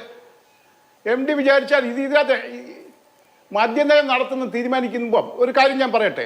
ഇവിടെ മദ്യനയം തീരുമാനിക്കുമ്പോൾ ആദ്യം ഈ എക്സൈസ് മിനിസ്റ്ററും വകുപ്പുകളും വിളിക്കുന്നത് ബിഷപ്പുമാരെ, പിന്നെ ബാർ മുതലാളിമാരെ, പിന്നെ ഡിസ്റ്റിലറി ഓണേഴ്സിന്. ഈ മദ്യം ഉപയോഗിക്കുന്ന അല്ലെങ്കിൽ ഇത് ഞങ്ങളുടെ സംഘടന പോലെയുള്ള ഈ റെസ്പോൺസിബിൾ ഡ്രിങ്കേഴ്സിൻ്റെ ആരെയെങ്കിലും ഒരു റെപ്രസെൻറ്റേറ്റീവ്സിനെ വിളിച്ച് നിങ്ങളുടെ ആവശ്യം എന്താണെന്ന്, ഒരു മദ്യം ഉപയോഗിക്കുന്നതിൻ്റെ ആവശ്യം എന്താണ്, അല്ലെങ്കിൽ ഇവിടെ എന്ത് വേണം എന്നുള്ളത് ചോദിക്കാറില്ല. നമുക്ക് മറ്റ് സംസ്ഥാനങ്ങൾ നോക്ക്, ഇന്ത്യയിൽ ഒരു സംസ്ഥാനത്തും ഇത് വിജയിച്ചിട്ടില്ല. കേരളത്തിലെ അട്ടപ്പാടിയിൽ എത്ര വർഷമായി മദ്യം നിരോധിച്ചിട്ട്? അവിടെ കിട്ടുന്നതോളം വ്യാജമദ്യം വേറെ ഓരോരുത്തരും കിട്ടുന്നില്ല കേരളത്തിലെ. അങ്ങനെയല്ലേ ഇവിടെ ഇത് വിജയിക്കാത്ത ഒരു കാര്യത്തിന് വേണ്ടിയിട്ട് കിടന്ന് ഇത് ഏത് കാര്യം പറഞ്ഞാലും എതിർക്കാൻ രാഷ്ട്രീയക്കാരും ഉണ്ട്, ഈ KCBC പോലുള്ള സംഘടനകളും ഉണ്ട്. ഉമ്മൻചാണ്ടിയുടെ കാര്യം പറഞ്ഞു, കഷ്ടം. അദ്ദേഹത്തിന് അന്ന് നിർവാഹമില്ലാതെ പാതിരാത്രിക്ക് തീരുമാനം എടുക്കേണ്ടി വന്നതല്ലേ? അല്ലാതെ അദ്ദേഹത്തിന്റെ ആത്മാർത്ഥമായിട്ടാണോ അദ്ദേഹം ബാർ നിരോധിച്ചത്? അല്ല. ബാർ നിരോധിച്ചതും ഔട്ട്ലെറ്റ് കുറച്ചതൊന്നും അദ്ദേഹത്തിന് ആത്മാർത്ഥമത കൊണ്ടൊന്നുമല്ല. അദ്ദേഹത്തിന് അറിയാൻ വരാൻ പോകുന്ന നഷ്ടത്തെക്കുറിച്ച്. പിന്നെ ഭരണം കിട്ടില്ല എന്ന് അദ്ദേഹത്തിന് അറിയാമായിരുന്നുകൊണ്ട് നീ എന്തെങ്കിലും വന്നോട്ടെ എന്നും അദ്ദേഹം തീരുമാനിച്ചു. അല്ലാതെ നട്ടലുണ്ടായിട്ടല്ല. അദ്ദേഹം നല്ല മിടുക്കനായിട്ടുള്ള ഒരു മുഖ്യമന്ത്രിയായിരുന്നു, ശരി തന്നെയാണ്. പക്ഷേ മദ്യനയത്തിൽ അദ്ദേഹത്തിന് പറ്റിയത് പരാജയം തന്നെയാണ്. ഇത് വിജയിക്കണം. ഇത് വിജയിച്ചു കഴിഞ്ഞാൽ ഇവിടുത്തെ പല പ്രശ്നങ്ങൾക്കും പരിഹാരമാകും. അല്ല, ഈ അപകടങ്ങൾ കുറയും. ഡോർ ഡെലിവറിയിലാണ് പരിഹാരം ഉണ്ടാവുന്നത്. ഡെലിവറി ഒന്ന് അപകടങ്ങൾ കുറയും. രാത്രിയിൽ ഉണ്ടാകുന്ന മദ്യപിച്ചിട്ട് വാഹനം ഓടിക്കുന്നതിനുണ്ടാകുന്ന ആ അപകടങ്ങൾ കുറയും. രണ്ടാമത് ഈ ബെഫ്കോയ്ക്ക് ഒരു ഔട്ട്ലെറ്റ് തുടങ്ങണ എത്ര കോടി രൂപ ചെലവാകും? ഇതാകുമ്പോഴത്തേക്ക് ഔട്ട്ലെറ്റ് വേണ്ട. ഇപ്പം തൃശ്ശൂർ തുടങ്ങിയ പ്രീമിയം ഔട്ട്ലെറ്റിൻ്റെ എത്ര കോടി രൂപ സ്പെൻഡ് ചെയ്തിട്ടുണ്ട്? സ്റ്റാഫ് വേണം, പ്രത്യേകം സ്റ്റാഫ് വേണം, സ്ഥലം വേണം, വാടക വേണം. ഇതെല്ലാം ഒഴിവായില്ലേ? ഇത് എല്ലാ ജില്ലകളിലും എല്ലാ സ്ഥലത്തും ഈ ഡോർ ഡെലിവറി വെച്ച് കഴിഞ്ഞാൽ വളരെ ഈസി ആയിട്ട് കച്ചവടം നടക്കും. മാന്യമായിട്ട് ആർക്കും അറിയാതെ. ഇപ്പം മദ്യപിക്കുന്ന ഏറ്റവും വലിയ പ്രശ്നം മദ്യമല്ല, ലഹരിയാണ്. ഇവിടെ കേരളത്തിലെ പ്രശ്നം ലഹരിയാണ്. അതാണ് ഒഴിവാക്കേണ്ടത്. അപ്പൊ അതിൻ്റെ ഇടയ്ക്ക് ഈ മദ്യം കിട്ടിയാൽ കുഴപ്പമില്ല. മദ്യം ഏറ്റവും വലിയ ലഹരിയല്ലേ സാർ? മദ്യത്തിന് കൊടുക്കാൻ കഴിയുന്നത്ര ലഹരി മറ്റ് ലഹരി വസ്തുക്കൾക്ക് കൊടുക്കാൻ കഴിയുന്നുണ്ടോ? എനിക്കറിയില്ല. മദ്യമാണ് ഏറ്റവും വലിയ ലഹരി. അതാണ് ഇല്ല, അല്ല, തെറ്റാണ്. മദ്യമല്ല. മദ്യം എന്ന് പറയുന്നത് നമ്മളിവിടെ വിൽക്കുന്ന മദ്യം എന്ന് പറയുന്നത് 42% ആൽക്കഹോളേ ഉള്ളൂ. 100% ആൽക്കഹോൾ വിറ്റുകൊണ്ടിരുന്ന ചാരായം 100% ആൽക്കഹോൾ വിറ്റുകൊണ്ടിരുന്നതാണ്. ഇവിടെ വിൽക്കുന്ന ഈ ഇപ്പോഴത്തെ മദ്യത്തിൽ 42% ഏറ്റവും കൂടിയത്. അതാണ് ഈ MDMA ഒരു ദിവസം കഴിച്ചു കഴിഞ്ഞാൽ, അല്ലെങ്കിൽ പെതഡിൻ ഇഞ്ചക്ഷൻ ചെയ്തു കഴിഞ്ഞാൽ, അല്ലെങ്കിൽ ഇപ്പോഴത്തെ ഹൈബ്രിഡ് കഞ്ചാവ് ഉപയോഗിച്ചു കഴിഞ്ഞാൽ അവന്റെ ജീവിതം പോവുകയാണ്. അവൻ അതിന് അടിമയാണ്. ഈ ചാമക്കാല പറഞ്ഞ പോലെ മദ്യം കഴിച്ചാലും അങ്ങനെ തന്നെയാണ്. ഇത് ഒഴിവാക്കണം. കഞ്ചാവും കഴിച്ചാൽ ഒരുത്തന്റെ ജീവിതം പോക്കാണെന്ന് അങ്ങ് പറയുന്നതിനോട് ഞാൻ യോജിക്കുന്നു. മദ്യം കഴിച്ചാലും ഒരുത്തന്റെ ജീവിതം പോക്കാണ്. എന്താ സംശയം? കരൾ ദ്രവിച്ച് സിറോസിസ് വന്ന് മരിക്കണം. അല്ല, ഒരാൾ മദ്യപിച്ചു കഴിഞ്ഞാൽ അയാളുടെ ശരീരത്തിൽ അതിന്റെ ആൽക്കഹോളിന്റെ കണ്ടന്റ് നിൽക്കുന്നത് വെറും 6 മണിക്കൂർ, മാക്സിമം പോയ 7 മണിക്കൂർ. അത് കഴിയുമ്പോൾ അത് തീർന്നു. പിന്നെ അവൻ കഴിക്കണം. അല്ല, അത് അങ്ങനെയുള്ള ഒരു മദ്യപാനികൾ ഇവിടെ 1% പോലും ഇല്ല കേരളത്തിലെ. അത് മനസ്സിലാക്കുന്നില്ല. ഈ ലോകാരോഗ്യ സംഘടനയുടെ കണക്കുകളൊക്കെ പറയുന്നു കേരളത്തിലെ മദ്യപാനികളുടെ സംഘടന അവന്റെ സ്വഭാവ രീതിയെക്കുറിച്ചൊന്നും പറഞ്ഞില്ലല്ലോ. പറയുന്നുണ്ടോ? ഇത് 1990 ചാരായം നിരോധിക്കുന്നതിന് മുമ്പ് എല്ലാ മുക്കിലും മൂലയിലും പെട്ടിക്കടയിൽ പോലും ചാരായം അവൈലബിൾ ആയിരുന്നു. അന്ന് ഒരു പ്രശ്നം ഉണ്ടായില്ലല്ലോ. അതുകൊണ്ടല്ല. ഇപ്പോൾ ഒരു ചെറിയ സംഭവം പോലും അറിഞ്ഞാൽ ഒരു ഓട്ടോറിക്ഷക്കാരന് കൂലിത്തർക്കം ഉണ്ടായി പോലും ചാനലിൽ അത് വാർത്ത വരും, അതിനെക്കുറിച്ച് ഡിസ്കഷൻ വരും. അങ്ങനെയാണ് ഈ സംഭവങ്ങൾ വെളിച്ചത്ത് വരുന്നത്. അല്ലെങ്കിൽ പണ്ടും ഇതുള്ളതല്ലേ കേരളത്തിൽ? ചാരായം ഇഷ്ടം പോലെ ഒഴുകിയില്ലേ? കള്ള് ഷാപ്പ് പോലും ഇല്ലായിരുന്നോ? എന്ത് പ്രശ്നം? ഒരു പ്രശ്നമില്ലായിരുന്നു. അപ്പോൾ എവിടെയാണ് പ്രശ്നം വരുന്നത്? ഈ രാഷ്ട്രീയക്കാർക്കാണ്. രാഷ്ട്രീയം കളിയാണ് ഇതിനകത്ത് വരുന്നത്. അതാണ് എന്ത് പ്രശ്നം ഉണ്ടായാലും ഈ ഭരണകക്ഷി കൊണ്ടിരുന്ന ഏത് കാര്യത്തെയും നല്ലതാണെങ്കിലും ചീത്തയാണെങ്കിലും കണ്ണടച്ച് എതിർക്കുക എന്നുള്ളതാണ് പ്രതിപക്ഷത്തിൻ്റെ. ഇവിടെ അത് തന്നെയാണ് ഇത് സംഭവിച്ചു. KSRTCയിലെ ഒഴിഞ്ഞു കിടക്കുന്ന അവരുടെ ബിൽഡിങ്ങുകളിൽ ഔട്ട്ലെറ്റ് തുടങ്ങാമെന്ന് പറഞ്ഞപ്പോൾ എതിർത്തു. ഈ ട്രൈഡേ എന്ന് പറഞ്ഞു കഴിഞ്ഞാൽ ഉടനെ വിചാരിച്ചു എല്ലാ 1-ാം തീയതിയും കട തുറന്നു വെക്കുമെന്നാണ് ഇവർ പറഞ്ഞ് പരത്തിയത്. അല്ലായിരുന്നു. സ്പെഷ്യൽ പെർമിറ്റ് വാങ്ങിച്ച് മദ്യപിക്കാനുള്ള അവകാശം കൊടുക്കുക എന്നുള്ളത് മാത്രമേ ഉണ്ടായിരുന്നു. എന്തിനീ എതിർപ്പ്? ഇതിന് രാഷ്ട്രീയം ഈ മദ്യപിക്കുന്നതാണ്, രാഷ്ട്രീയമില്ല, ജാതിയില്ല, മതമില്ല, അവരൊറ്റക്കെട്ട. പക്ഷേ അവർ സംഘടിക്കുന്നില്ല എന്നുള്ള ഒറ്റ കുഴപ്പം കൊണ്ടാണ് അത് സംഘടിക്കേണ്ടിയിരിക്കുന്നു ഈ സാഹചര്യത്തിൽ. പിന്നെ ഇതിന് മറ്റൊരു കാര്യമുള്ളത്, ഈ മദ്യ നിരോധനം നടപ്പിലാക്കേണ്ട ലഹരി നിരോധനമാണ് ഇവിടെ ആദ്യം വേണ്ടത്. ലഹരി നിരോധിക്കാനുള്ള ഏർപ്പാടുകളും അതിനുള്ള സംഘടന ശക്തിയാണ് ഉണ്ടാക്കേണ്ടത്. പാവം പിടിച്ച ഒരു ലഹരിയൊക്കെ എന്നേ നിരോധിച്ചതാണ്. NDPS ആക്ട് നിലവിലുണ്ട്, വളരെ ശക്തമായ നിയമമാണ്. നിരോധനം ഉണ്ട് എന്നുള്ളതുകൊണ്ട് ലഹരി വരാതിരിക്കുന്നില്ല. മദ്യം പോലെയല്ല, മറ്റ് ലഹരികൾ നിയമവിരുദ്ധമായ ലഹരികളാണ്, അത് നിരോധിക്കപ്പെട്ടിട്ടുള്ളതാണ്. ഉപയോഗിച്ചാൽ കൈവശം വെച്ചാൽ ഗുരുതരമായ കേസുകൾ ചുമത്തപ്പെടും. മദ്യവും മറ്റ് രാസലഹരിയും അതുപോലെ അല്ല കേട്ടോ. അല്ലല്ല, ഓരോ ദിവസവും ഇവിടെ വാർത്തകൾ വരുന്നുണ്ടല്ലോ, നിങ്ങൾ തന്നെ റിപ്പോർട്ട് ചെയ്യുന്നില്ലേ? അല്ല, അത് നിരോധിക്കപ്പെട്ടതുകൊണ്ടാണല്ലോ അത് ഉപയോഗിക്കുന്ന ആളുകളോ കൈവശം വെക്കുന്ന ആളുകളോ അറസ്റ്റിലാവുന്നത്. മദ്യം കൈവശം വെക്കുകയോ മദ്യം ഉപയോഗിക്കുകയോ ചെയ്താൽ ആരും പിടിക്കപ്പെടുന്നില്ല, കാരണം അത് ലീഗലാണ്, മറ്റേത് ഇല്ലീഗലാണ്, അത്രേ ഉള്ളൂ. അത് എന്നിട്ട് ഇത്രയും വലിയ പരീക്ഷണങ്ങളും എല്ലാം പരീക്ഷകളും പരിശോധനകളൊക്കെ നടത്തിയിട്ടും വിൽക്കുന്നില്ലേ, കൊണ്ടുവരുന്നില്ലേ, കച്ചവടം നടക്കുന്നില്ലേ? അപ്പൊ പിന്നെ മദ്യം കൂടി ഇല്ലാതെ വന്നു കഴിഞ്ഞാൽ ഇത് കൂടുകയേ ഉള്ളൂ. ശരി, അതാണ് അതിന്റെ പ്രശ്നം. ആദ്യം സമരം ചെയ്യേണ്ടത് ലഹരി പദാർത്ഥം. ഇപ്പൊ വേറൊരു കാര്യം കൂടെ പറയാം. മദ്യപിക്കുന്ന 50 വയസ്സിന് മുകളിലുള്ളവർ മാത്രമാണ്. കൊച്ചുപിള്ളേരെല്ലാം മറ്റേ രാസലഹരിയാണ് ഉപയോഗിക്കുന്നത്. അതാരും ശ്രദ്ധിക്കുന്നില്ല. ലോക ആരോഗ്യ സംഘടനയുടെ കണക്കൊന്നും ഇല്ലേ? ഇവരോട് ചോദിച്ചേ, എന്ത് പറഞ്ഞാലും ലോകാരോഗ്യ സംഘടന ഏത് സംഘടനയാണ് ഇത് തെളിവെടുത്തത്? കേരളത്തില് ഞാൻ ഇതുപോലെ ഒരുപാട് ചാനലിൽ സംസാരിച്ചു, എന്നോട് ഒരു സംഘടനക്കാരും വന്ന് എന്നോട് എന്റെ അഭിപ്രായം ചോദിച്ചിട്ടില്ല. ഞാൻ ലോകാരോഗ്യ സംഘടനക്കാരുടെ അല്ലെങ്കിൽ ഇയാളെ ഇതിന്റെ ആളല്ലേ, എല്ലാത്തരം ലഹരി വസ്തുക്കളെ കുറിച്ചും ലോകാരോഗ്യ സംഘടനയും മറ്റ് ഇവിടെ ഒരു സർവേ ചുമ്മാ ബുദ്ധിയും വിവരമുള്ള ആളുകളും മുന്നറിയിപ്പ് കൊടുക്കാറുണ്ട്. ശ്രീ പ്രസാദ് കുരുവിള, ഇവിടെ ഇപ്പോ മദ്യത്തിന്റെ ലഭ്യത കൂടുകയാണ്. മദ്യത്തിന്റെ ലഭ്യത കുറച്ചാൽ മദ്യപാനാസക്തിക്ക് കുറവ് വരും എന്നുള്ളത് ഒരു മിത്തല്ലേ? അങ്ങനെ എവിടെയെങ്കിലും മദ്യം നിരോധിക്കപ്പെട്ടിട്ടുള്ള ഇടങ്ങളിൽ അടക്കം എവിടെയെങ്കിലും ലഭ്യത കുറഞ്ഞത് കൊണ്ട് ഉപഭോഗം കുറയുന്നുണ്ടോ? ആ ഒരു പോയിന്റ് കൂടി നമ്മൾ ചർച്ച ചെയ്യേണ്ടതല്ലേ? ഇപ്പൊ ഉപഭോക്താക്കൾക്ക് വീടുകളിൽ എത്തിച്ചു നൽകുന്നു എന്നുള്ളതിൽ ഉള്ള വ്യത്യാസം ഞാൻ അങ്ങനെയോടല്ല ശ്രീ പ്രസാദ് കുരുവിളയോടാണ് ചോദിക്കുന്നത്. ശ്രീ പ്രസാദ് കുരുവിള, ഇപ്പോ ഒരാള് ഔട്ട്ലെറ്റിൽ നിന്ന് ഒരു കുപ്പി വാങ്ങിച്ചു വീട്ടിൽ കൊണ്ടുവന്ന് കഴിക്കുന്നു, ഇത് ആകുമ്പോൾ ഒരു ഡെലിവറി ബോയ് വന്ന് കുപ്പി തരുന്നു, അത് വീട്ടിലിരുന്ന് അടിക്കുന്നു എന്നുള്ള വ്യത്യാസമല്ലേ ഉള്ളൂ?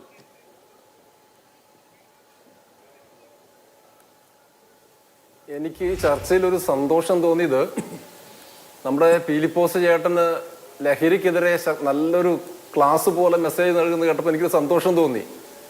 ഈ പീലിപ്പോസ് ചേട്ടനെ പോലെയുള്ള മദ്യപിക്കുന്ന ആളുകളെല്ലാം തന്നെ മയക്കുമരുന്നുകൾക്കെതിരെയും MDMAക്കെതിരെയും തുടർച്ചയായിട്ട് പറഞ്ഞുകൊണ്ടിരിക്കുക. ഈ പീലിപ്പോസ് ചേട്ടനെ പോലെ ഈ മദ്യം കൊടുക്കുന്നവർ, മദ്യത്തെ ന്യായീകരിക്കുന്നവരും മയക്കുമരുന്നാണ് മോശം, MDMA ആണ് മോശം, MDMA കഴിച്ചാൽ അപകടമാണ് എന്ന് പറയുക. പക്ഷെ ലഹരി എന്ന് പറയുമ്പോൾ അഭിലാഷ് പറഞ്ഞതുപോലെ തന്നെ ലഹരി എന്ന് പറയുമ്പോൾ ആ ലഹരിക്കകത്ത് ഒരു പ്രധാനപ്പെട്ട ലഹരിയാണ് മദ്യം.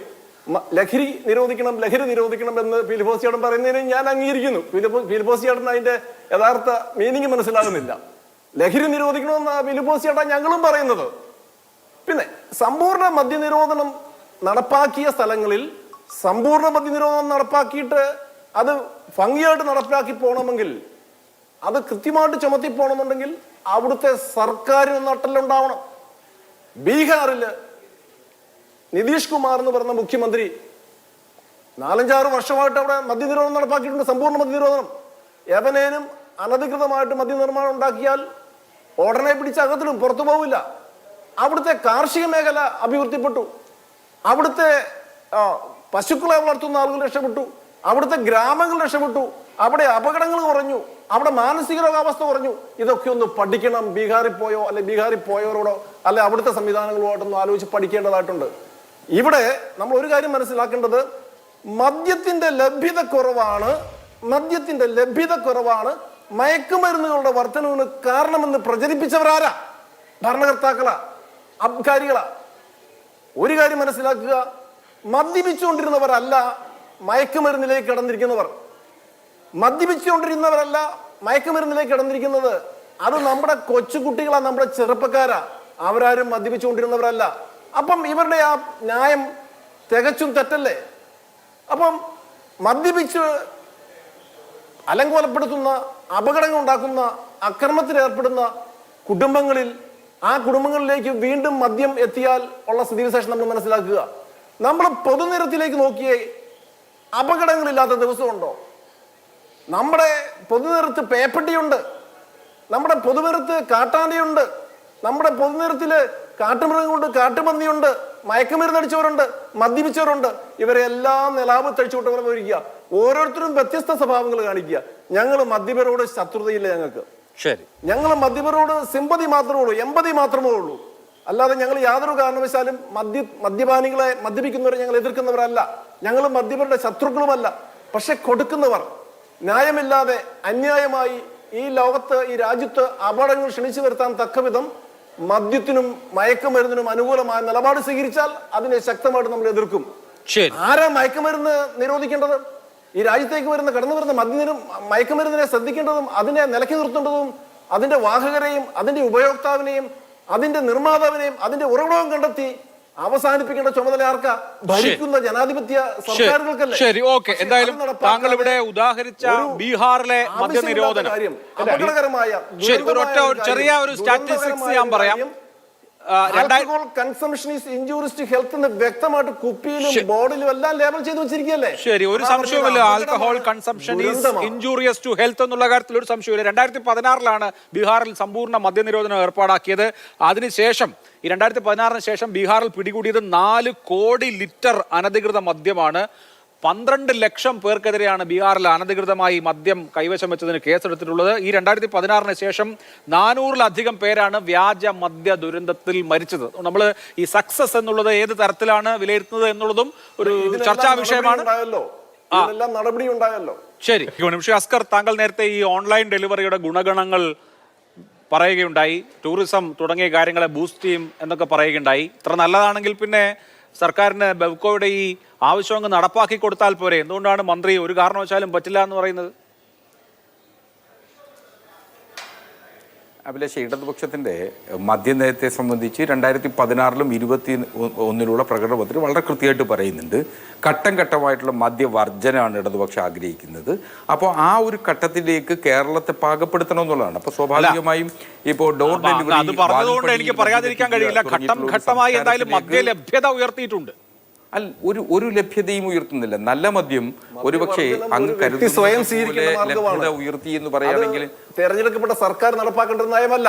അതെ, മദ്യവർജനം ഒരു വ്യക്തി സ്വയം സ്വീകരിക്കേണ്ട മാർഗമാണ്. അങ്ങനല്ല, പറഞ്ഞോളൂ അസ്കറിന്റെ അവസരം. സമ്പൂർണ്ണ മദ്യനിരോധനമുള്ള രാജ്യങ്ങളെയും സംസ്ഥാനങ്ങളെയും പരിശോധിക്കൂ. മദ്യവർജനത്തിന് സർക്കാരിന്റെ മദ്യനിരോധനം അങ്ങനെയല്ല, സമ്പൂർണ്ണ മദ്യനിരോധനമുള്ള സംസ്ഥാനങ്ങൾ പരിശോധിക്കൂ. ഇപ്പോൾ ഉദാഹരണത്തിന് ബീഹാർ എടുത്താലും ഗുജറാത്ത് എടുത്താലും അവിടെയൊക്കെ അടിക്കടി ഉണ്ടാകുന്ന വ്യാജമദ്യ ദുരന്തങ്ങളാണ് ഏറ്റവും മുന്നിൽ കാണേണ്ടത്.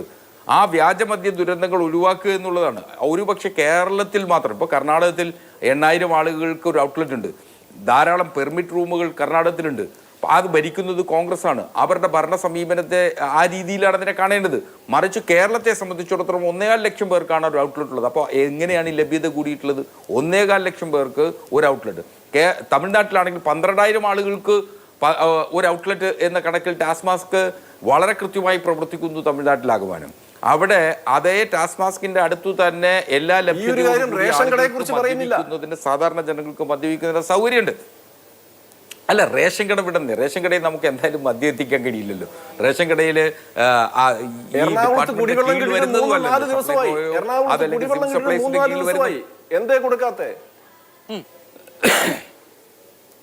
സമയം അവസാനിക്കുകയാണ്. വ്യത്യസ്തമായ കാഴ്ചപ്പാടാണ്. നമ്മുടെ വിഷയത്തിൽ നിന്ന് മാറി നമ്മൾ വിഷയത്തിൽ നിന്ന് മാറിപ്പോയില്ല. മാത്രമല്ല, ഇതില് മദ്യവർജനം ഓരോ വ്യക്തിയും അനുഷ്ഠിക്കേണ്ട, പരിപാലിക്കേണ്ട, കാത്തു സൂക്ഷിക്കേണ്ട ഏറ്റവും അത്യന്താപേക്ഷിതമായിട്ടുള്ള കാര്യമാണ്. അതിലൊരു സംശയമില്ല. മദ്യപാനം ആരോഗ്യത്തിന് ഹാനികരമാണ്, അത് കുടുംബത്തിൻ്റെ സമാധാന അന്തരീക്ഷം തകർക്കും എന്നുള്ളതിലും ഒരു സംശയവും വേണ്ട. അത് ഞാൻ ഇന്ന് പോലും ഒരു മദ്യപാനം കൊണ്ട് ഒരു തകർന്നു പോകേണ്ട ഒരു കുടുംബത്തിൻ്റെ വിഷയത്തിൽ ഇടപെടേണ്ട സാഹചര്യം ഉണ്ടായിട്ടുള്ളതാണ്. പക്ഷേ അത് എല്ലാ അർത്ഥത്തിലും സാമൂഹ്യ വിപത്ത് തന്നെയാണ്. അതിനെ നിയന്ത്രിക്കുക എന്നുള്ളതാണ് ഇടതുപക്ഷത്തിൻ്റെ നയം. അത് ഘട്ടം ഘട്ടമായി മാത്രമേ പൂർത്തീകരിക്കാനാവൂ. ആ പൂർത്തീകരണത്തിന്റെ ഭാഗത്തിലേക്ക് ഇടതുപക്ഷ നയം സ്വീകരിക്കും എന്നു തന്നെയാണ് ഞാൻ കരുതുന്നത്. ശരി, എന്തായാലും അത്തരം കാര്യങ്ങളൊക്കെ നമുക്ക് കാത്തിരുന്ന് കാണാം. പക്ഷേ യൂണിവേഴ്സൽ ആയിട്ടുള്ള ഒരു സത്യം എന്ന് പറയുന്നത് മദ്യപാനം എന്നുള്ളത് ആരോഗ്യത്തിന് ഹാനികരമാണ്. ഒരു തലത്തിലും ഗുണം ചെയ്യുന്ന ഒരു കാര്യമേ അല്ല. ഇതുമായി ബന്ധപ്പെട്ട് എങ്ങനെ മദ്യം അവൈലബിൾ ആക്കാം എന്ന കാര്യത്തിലൊക്കെ നയപരമായ തീരുമാനങ്ങൾ സർക്കാർ എടുക്കട്ടെ. അപ്പോൾ സമൂഹത്തെ കൂടി പരിഗണിക്കുകയും വേണം. വളരെ നന്ദി. ചർച്ചയിൽ പങ്കെടുത്ത എല്ലാവർക്കും. സൂപ്പർ പ്രൈം ടൈം അവസാനിക്കുന്നു. നമസ്കാരം.